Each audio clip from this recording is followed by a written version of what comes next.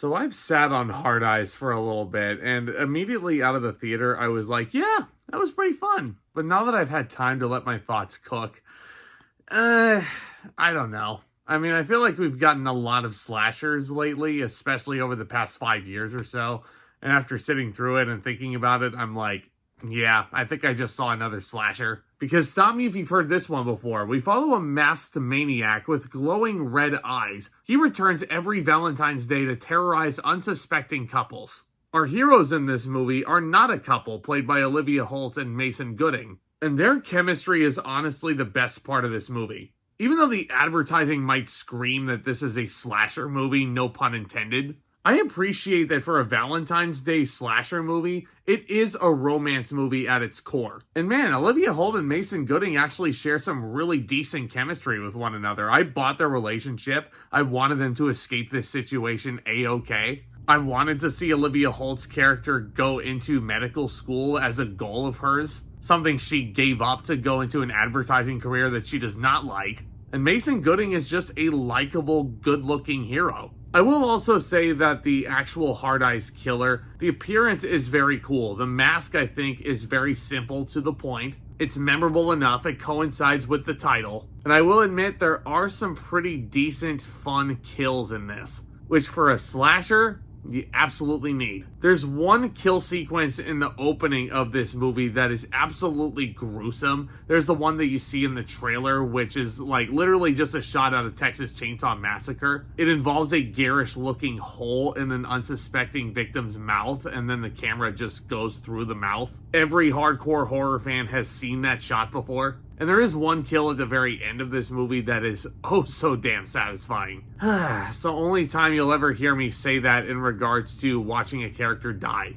Now, Hard Eyes does have some glimmers of good stuff going here, but at the end of the day, like, you really think about the history of slasher movies all the way back to Halloween. You think even back to a couple of years ago with Thanksgiving, which is a movie I really, really loved. Hard Eyes, I really don't think adds a whole lot of uniqueness to the slasher genre, other than this is a new holiday and this is a new theme around the slasher movie.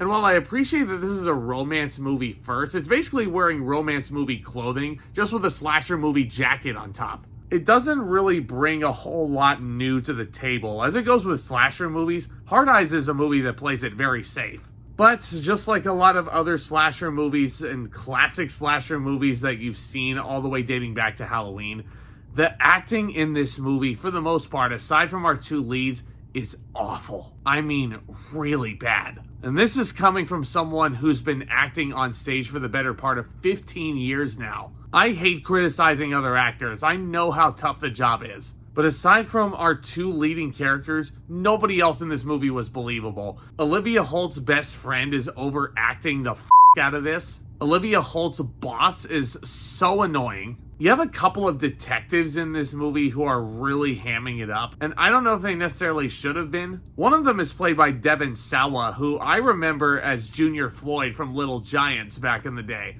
I love you, man, but I don't know what the heck you were doing here. But okay, yeah, hammy acting in a slasher movie, sure. You see that all the time. I think where Hard Eyes really misses the mark for me is the fact that this script needed some sort of twist. Did it, though? Now, keeping in mind, this script was partly written by Christopher Landon, who brought you a lot of fun new takes on classic movies in the horror clothing. So I don't know, just given this guy's reputation in the past, I don't think I should have been all that surprised that this movie didn't really offer a whole lot of difference. But why did this movie need to try so hard? Like, why does this need a surprise reveal of who the killer is? Which isn't even all that surprising. It's very predictable who it is. You could figure it out like halfway through. And it's not like it really makes a lot of sense, and the reveal itself is just awkward. Like, I felt unsettled watching this reveal in a bad way. Which isn't what a horror movie should really be doing. It should be chilling you to your core, sending shivers up and down your spine. Because of the unpredictability, you're not supposed to know when a jump scare is coming next. But no, I was unsettled watching Hard Eyes. Aside from the final satisfying kill,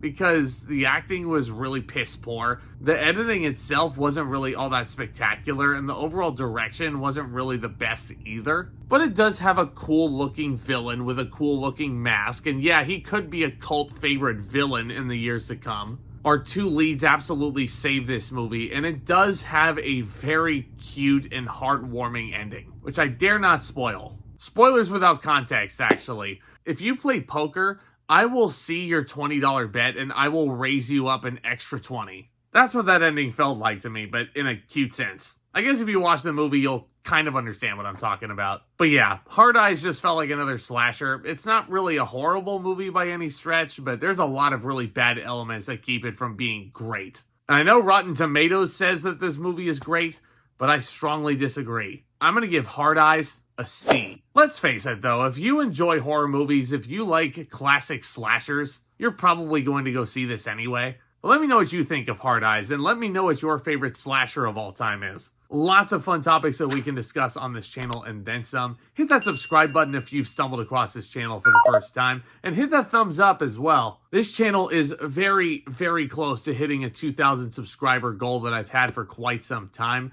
And I'm very excited to reveal a very awesome surprise, especially as it goes with the future of this channel. I can't reveal what that is until I get to 2,000. And I need your guys' help to get there. Thank you guys so much again for your continued support. Look out for more awesome videos very soon. Very much looking forward to seeing Captain America Brave New World and seeing how that turned out. That's coming out this weekend. Holy crap. Time sure does fly when you're having fun. So with all that being said, back talk, commence.